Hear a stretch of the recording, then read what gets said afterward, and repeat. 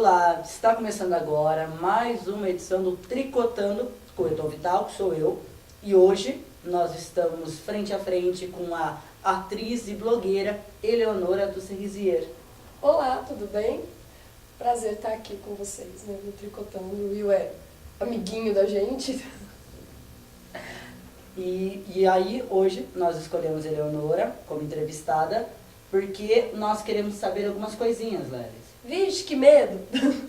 Então, Eleonora, você tem um vlog. Eu tenho um vlog, eu tenho um blog, né? Eu comecei a blogar, assim, faz muito tempo. E era uma coisa assim, era uma proposta de poesia, bem literária, que era uma alternativa para a galera que não tinha um espaço. A publicação era muito mais difícil. Você ser lido há 10, 15 anos atrás era muito mais complicado. Se hoje você tem, se você briga por espaço, a gente tem um pouco disso, né? Você hoje briga por espaço, porque tem muita gente postando, muita gente publicando, muita gente fazendo o que sabe fazer de melhor e mostrando para o mundo.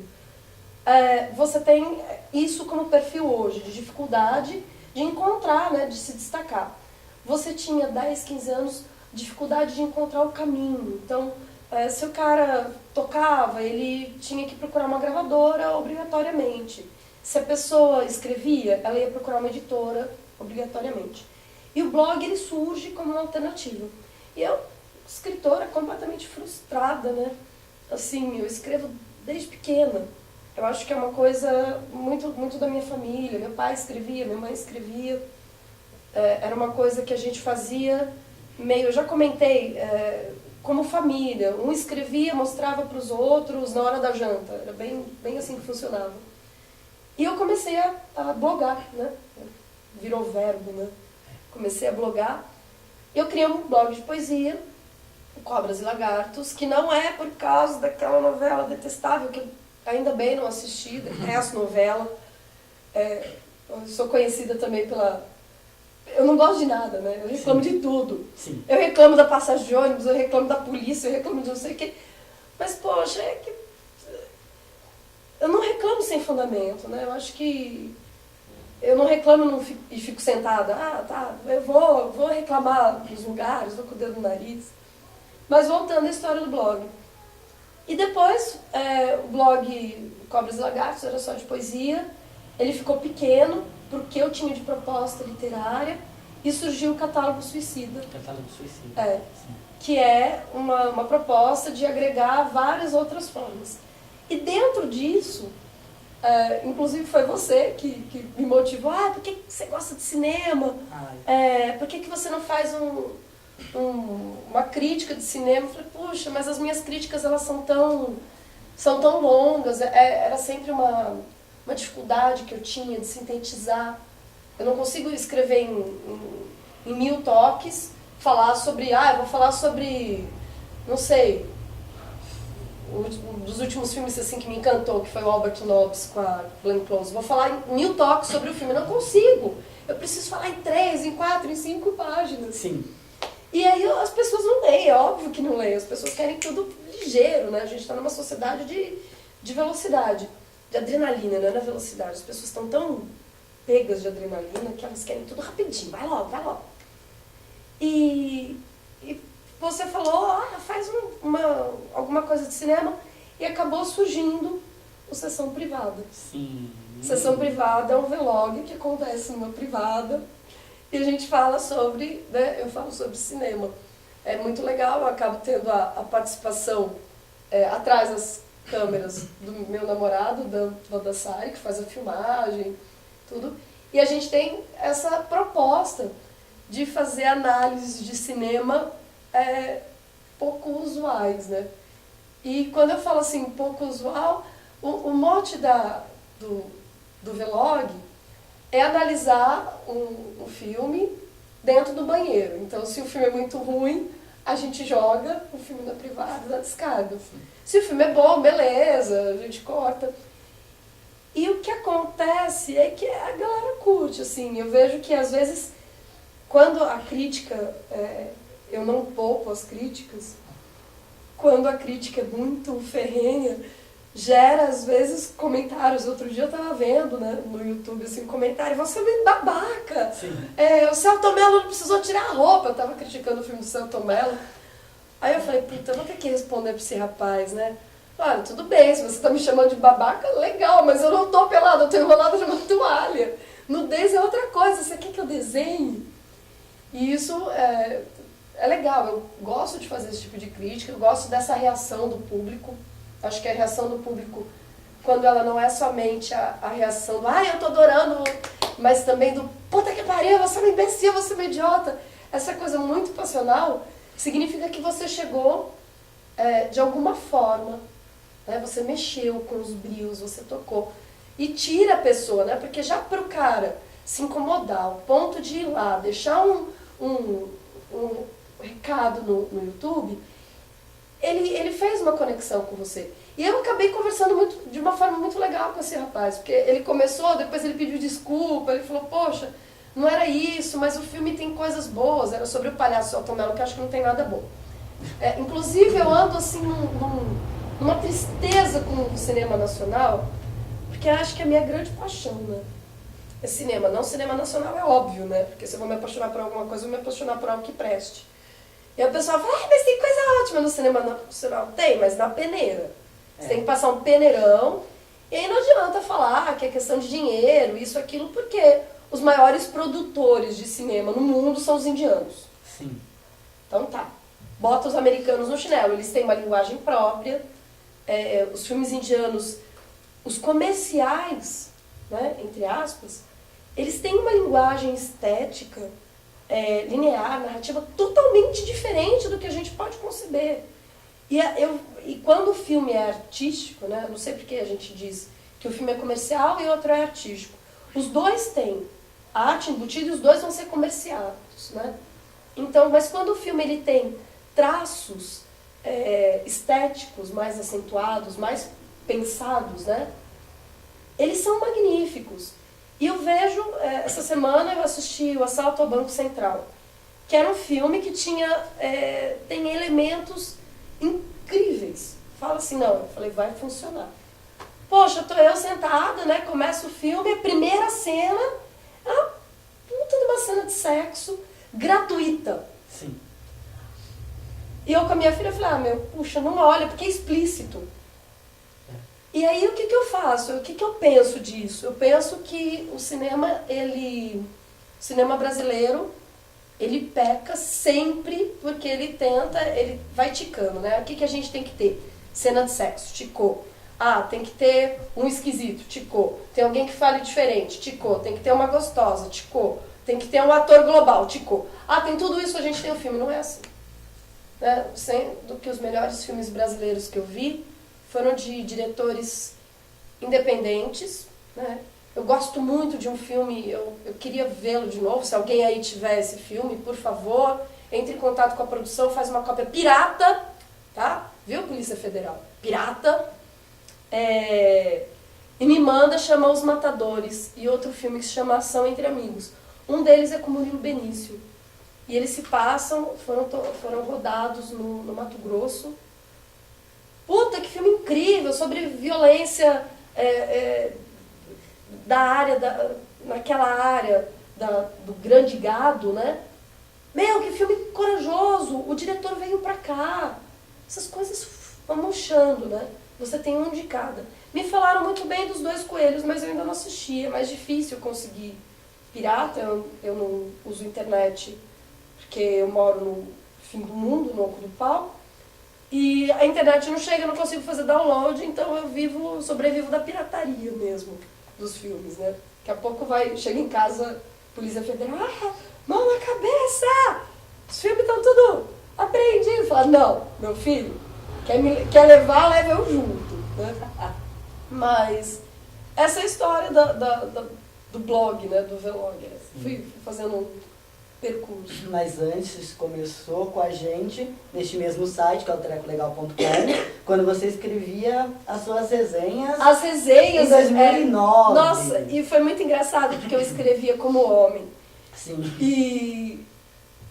E assim, eu sempre gostei desse exercício, né? Eu fui percebendo muito cedo que alguns textos de amigos meus, eu sempre tive costume de compartilhar coisas literárias, então de conversar sobre texto, de ler o que outras pessoas estavam fazendo, e que existia, assim, dentro dos grupos, sempre uma coisa assim de, o texto que os homens escrevem é melhor. E eu achava isso uma puta de uma babaquice, meu. Inclusive dentro da academia, dentro da faculdade mesmo. Tá, beleza. Então eu falei, então tá, vamos criar um espaço. E nisso surgiu o Jorge Montenegro, que eu falo que é meu alter ego, que ele é grande, forte, peludo, e ele gosta de charutos, prostitutas, não exatamente, e bebida, né, não exatamente nessa ordem. E eu escrevi como Jorge as resenhas, e foi muito engraçado, foi isso que eu te falei. A gente começou com aquele... do Crepúsculo. Não, veio antes. Qual foi aquele que veio antes? Fim do Mundo, 2012. 2012 é Os Carros Saltitantes, do John Cusack. Que, pelo amor de Deus, é o Kit Suicídio, né? 2012, Waterworld e O Fim dos Tempos. Sim. Cara, impossível você assistir os três juntos e sobreviver. Você fala, eu vou me matar, mas não é porque o mundo tá acabando, é porque a humanidade conseguiu fazer tanta bosta. Que era aquela coisa de briga, como que era mesmo, você escrevia, um conflito familiar, na verdade era o fim do mundo. Não, tinha que se resolver até o fim do mundo. Sim, é assim, olha, eu sou o seu ex-marido e eu ainda gosto de você. E que ódio! O cara que sobrevive, que consegue um espaço lá na balsa gigante, é um escritor falido que conseguiu vender 500 exemplares só, falando, olha o que vai sobrar da humanidade, né? E ele tem uma fera, assim, ainda, né? Uma química com a ex-mulher, e o marido dela, né, o atual, vira pó de osso no meio do filme, e eles voltam, tipo, normal. Legal, vou ter que mais morrer, eu vou ficar com quem? Exatamente, o mundo já acabou mesmo, estou eu aqui, né? Poxa, eu sou a Amanda Petti. E eu já fiz um monte de filme legal, mas eu tenho que sujar a minha carreira com isso, que nem o John Cusack, que fez Alta Fidelidade, fez coisas bacanas, mas, poxa, por que eu posso passar com a minha carreira incólume, né? Vou sujar ela, né? Beleza, é isso. E depois você fez Crepúsculo, que tinha também um codinome, né? O Crepúsculo? O Crepúsculo eu fico indignada. Eu vou falar uma coisa aqui, o pessoal vai, que bosta. Eu acho excelente os outros 3 filmes da série. Eles são bem feitos. Tá. Independente da história, do quanto aquilo é uma tentativa. Tentativa não, né? Porque eu ainda vou escrever alguma coisa sobre isso. Eu acho que ela recria um ideal de homem para uma faixa etária que já cresceu sem um pai presente em casa. Então, por que Crepúsculo vendeu tanto? Porque a gente não tem mais homens como os descritos, a gente não tem mais núcleos familiares como os descritos ali. E isso ainda eu não acho que é o fim do mundo, a ruptura da família. Acho que é uma ruptura que exige que as pessoas, que a sociedade se adapte. Nós não temos mais famílias tradicionais, nós não temos mais pai, mãe, filhos e avós bonitinhos. Às vezes a gente tem um pai que é gay, que tem um outro companheiro, que tem outros filhos e os filhos convivem, e a mãe que depois teve mais 2 ou 3 namorados e convive, são famílias pluri, né? E é muito diferente. E o ideal de homem está muito diferente. Nossa, isso é um assunto longo, porque os homens, eles têm hoje eles não têm modelo no qual se agarrar, se ancorar. Então eles se prendem a modelos. É o modelo do brucutu, né? O modelo do cara que sai com uma clava, porque é a única coisa que eles têm para se nortear. Tá muito difícil ser homem hoje em dia. E isso não é uma questão sexual, é uma questão de postura dentro da sociedade. É muito difícil. E eu acho que a Stephenie Meyer, ela recria uma perspectiva. Ela norteia uma geração que está crescendo totalmente midiática, né? É internet, é cinema, é música. Eles querem ser o popstar da música, o popstar do cinema. E, de repente, eles ela cria uma perspectiva de família, de homem, muito próxima do século XIX. É o que acontece. Mas que num solo árido, como a gente tem visto, de meninas sem referencial masculino, de homens sem referencial masculino, foi um sucesso. Quisera eu ter escrito o livro e pronto, né? Beleza, não morava mais em Araraquara. Você mora em Araraquara? Ai, que tristeza, quase. Certo, de onde você mora? Aí eu moro na roça, eu prefiro não revelar. Tudo bem, tudo bem. Eleonora, o papo tá muito legal, a gente vai dar uma pausinha Tá bom. pra você. Tá bom, E a gente eu dar uma volta já, já. tossidinha.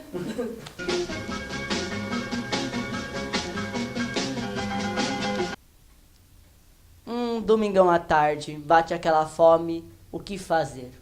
Pega as crianças e vem pra Bueno comer as coxinhas douradas de Bueno de Andrada. Aonde? Na Mercearia Freitas. As originais. Isso mesmo, a Mercearia Freitas não tem franquia. Então você só pode comer as deliciosas, as formidáveis, as fantásticas coxinhas de Bueno. Aonde? Na Mercearia Freitas. Tem coxinha de frango, brócolis, camarão, carne seca, bacalhau, um monte de sabor. Tem um molhinho especial, um amplo espaço. E aonde é? Em Bueno de Andrada. E o telefone? 3335-4176. De novo, 3335-4176. E lembrando, São Carlos, Araraquara, Ibaté, Ribeirão, seja onde for, as coxinhas originais só na Mercearia Freitas, em Bueno de Andrada. Problemas com português? Já basta, né? Para isso tenho que criar sistema de ensino em língua portuguesa, com aulas individuais ou em grupo, professores graduados e as matrículas já estão abertas. E o inglês? E o alemão? Para isso, tem a Aptitude Idiomas, que também tem cursos individuais ou em grupos e seus professores graduados. As matrículas já estão abertas. E o endereço? Rua Voluntários da Pátria, 1634. E o telefone, 3332-3111. Você já conhece os Centros de Formação de Condutores Educar, aquele da Avenida Brasil? Então, o CFC Teórico Educar tem cursos de formação de condutores para primeira habilitação, renovação de CNH e reciclagem para motoristas infratores. O endereço é na Avenida Brasil, número 367, e os telefones 3332-3389 e 3397-7224. CFC Teórico Educar, da Avenida Brasil. Adilson Vital Turismo, 20 anos de tradição em Araraquara, o número 1 em viagens rodoviárias.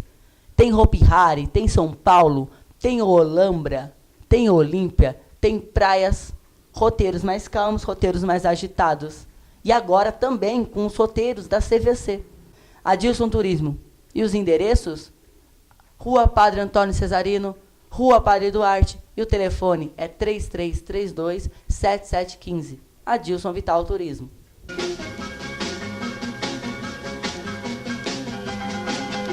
Estamos de volta. E estamos hoje com a atriz e blogueira Eleonora do Cerisier. Eleonora, agora vamos falar, já falamos de cinema, vamos falar de teatro? Tá certo? Lelis, você é de uma família de artistas ou não? O que você pode dizer sobre isso? Eu sou de uma família sempre envolvida com teatro, né? Engraçado, não só teatro, mas também música. A família da minha mãe, eles tiveram, né, os tios, os avós tiveram o grupo, né, o quarteto musical no Rio Grande, violoncelo, violino, é interessante isso. Isso vem da família, né? A gente sempre teve essa coisa da cultura, de artes em geral. E meus pais foram extremamente ligados ao teatro em São Paulo. Meu pai participou do Arena, foi aluno do Kuznet, né, Eugênio Kuznet, e veio para cá. E eu cresci com os meus pais, com grupos de teatro, viajava, às vezes me levava, às vezes não. E eu tinha ódio de teatro, ódio, assim, mortal. Porque, para mim, era o sinônimo da exclusão, né? Meus pais iam viajar, iam representar, e eu ficava em casa. Que merda, né? para uma criança, né? Super hiperativa e tal. E eu tive assim, eu me mantive longe do teatro, tudo que eu conseguia. Eu falei, nunca vou fazer teatro, não tem teatro, porcaria, não sei o quê. E meu pai, não, é legal, você ia gostar. E aí eu comecei aquela coisinha de teatro na escola, com uns 9, 10 anos, escreve uma pecinha, organiza a molecada, aí depois faz outra, aí depois vem pra cá, aí de novo, mais uma, não sei o quê.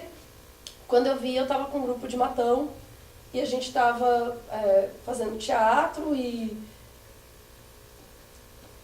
aconteceu.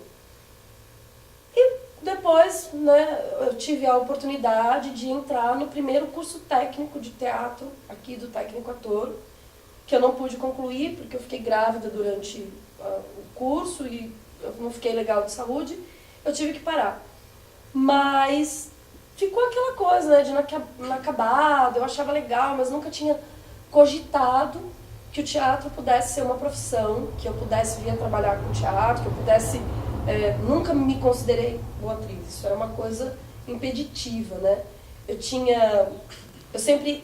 tô com a voz um tanto mais grave, porque eu tô resfriadíssima, mas eu sempre achei minha voz muito alta, o corpo não correspondia ao que eu queria fazer, eu falava, não sirvo para isso. E aí, não sei, deu na louca, assim, foi bem na louca, eu vi um anúncio, inscrição para o curso técnico, falei, vou fazer de novo. Aí fiz, passei e fui me reapaixonando pelo teatro. E eu gosto muito de teatro, eu gosto de ver, eu gosto de pensar o teatro, eu gosto de pensar a estrutura, né, a estrutura da literatura que está envolvida no teatro, que é diferente, né? Você pegar um livro, você pegar uma peça de teatro, você tem coisas incríveis, você tem estruturas muito bem feitas, você tem obras de arte em linguagens diferentes. Então, transitar por linguagens é uma coisa que sempre me agradou muito. E hoje eu me vejo assim, sentindo falta de ir para o palco de novo, né? Por N motivos, eu tive experiência com teatro infantil que, credo, teatro infantil eu não gosto. O pessoal fala, não, eu não acho legal. Eu gosto de algumas coisas no teatro infantil, a gente tem uma experiência com teatro de sombra, eu acho muito legal, mas essa personificação para o infantil, eu acho ela exaustiva, cansativa, nula, eu não acho que ela me acrescente em nada enquanto atriz, assim, não me acrescentou em nada. Eu acho que o exercício é muito mais um exercício comercial, de como eu vou vender e fazer a criança ficar entretida durante 1 hora, ou 45 minutos, que é o tempo básico, e muito menos um exercício artístico. Claro que há pessoas que transformam isso na sua arte. Eu não tenho talento algum para o teatro infantil, detesto, né? Gosto muito do teatro de sombra, do teatro de bonecos, mesmo voltado para a criança. Eu acho que permite que você seja menos cretino na linguagem, né? Teatro infantil, às vezes, ele me irrita um pouco, essa coisa do né, e achar que a criança vai acreditar numa coisa que, né? Não sei também, as crianças estão meio cretinas hoje.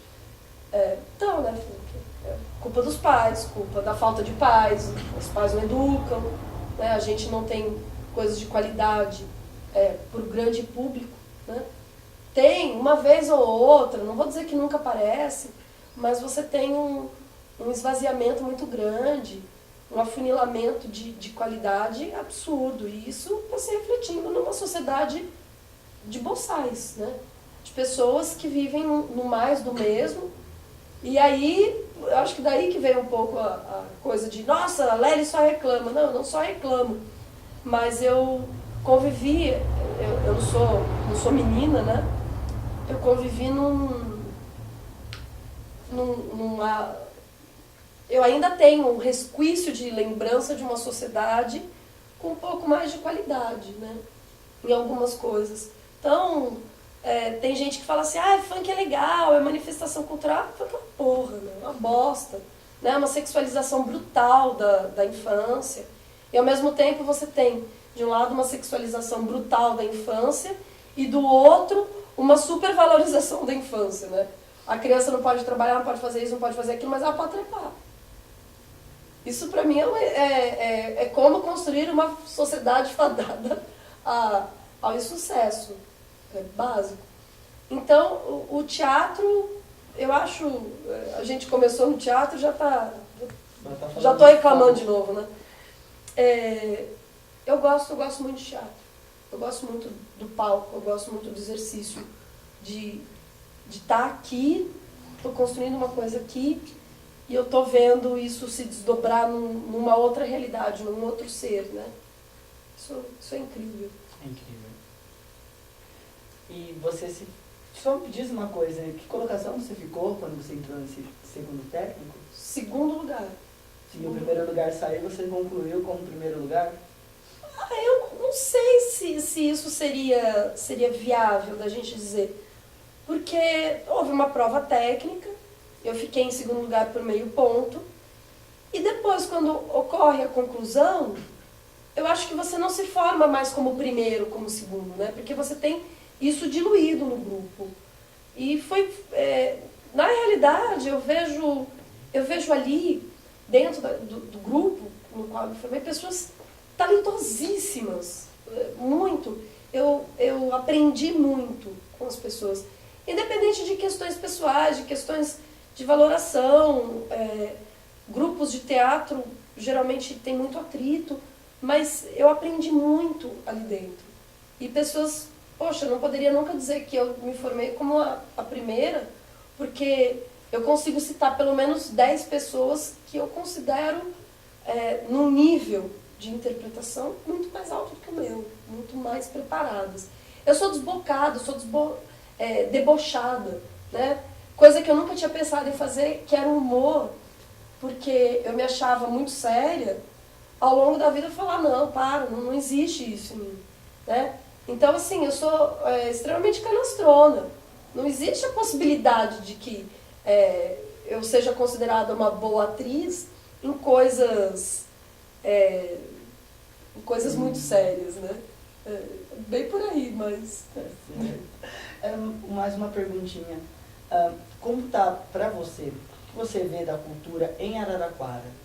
Como tá a situação? Nossa, mas você quer me fritar, né? Pega um óleo, frigideira, manteiga, pelo amor de Deus, vocês deixam de fazer esse tipo de pergunta? Vão me mandar matar, eu acho uma bosta. Preciso falar mais? Peraí, desculpa, eu não entendi. O que você acha? Eu acho uma bosta. Certo. Aí o pessoal vai falar, meu Deus do céu, ela não faz nada. Olha, eu não faço nada, vírgula. Eu não faço nada aqui, né? Eu acabo me incomodando muito. Tem pessoas muito talentosas. Aí tem a galera que trabalha fora do eixo, tem isso. Só que nós sofremos, não sei se é só em Araraquara, eu vou falar de Araraquara, porque é sobre a cidade que eu tenho experiência. Do um de cada. Então nós temos uma boa banda, um bom ator, 2, 3, mas é um núcleo, né? Você não tem, por exemplo, discussão, você não tem espaço para estudo. Então as pessoas montam grupos de teatro para vender para o SESC e para a Secretaria de Cultura. Ponto. Elas não montam um grupo de teatro para pesquisa. Elas não montam um grupo de cinema, de fotografia, porque aí a gente não vai falar só de teatro, né? Monta grupos de sarau e os grupos fazem intercâmbio. Eu não sei por quê. Eu não sei se as pessoas são muito chatas e elas são muito difíceis, se elas são muito bacanas e fica tudo mais difícil pra gente bacana. Se elas realmente não produzem, não tem gente produzindo coisa, eu não sei qual é o problema. Mas eu vejo um esvaziamento muito grande. Acredito que a questão administrativa esteja muito relacionada a isso. Nós tivemos um fechamento de espaço de cultura em Araraquara nos últimos 4 anos. Né? Não vou falar sobre política, mas isso é verdade, a gente vê isso. Né? Teatro municipal, você vai usar, eles vão falar, não, você vai quebrar alguma coisa. Realmente, vou me pendurar no lustre do teatro municipal para quebrar alguma coisa. O ator, o artista, o pintor, o cantor, geralmente ele faz isso de hobby. Isso, para mim, eu acho que é o fim da cultura, é o fim da arte, é o que judia, né? Não sei também se pagassem bem os caras, se a inspiração não ia pro ralo, né?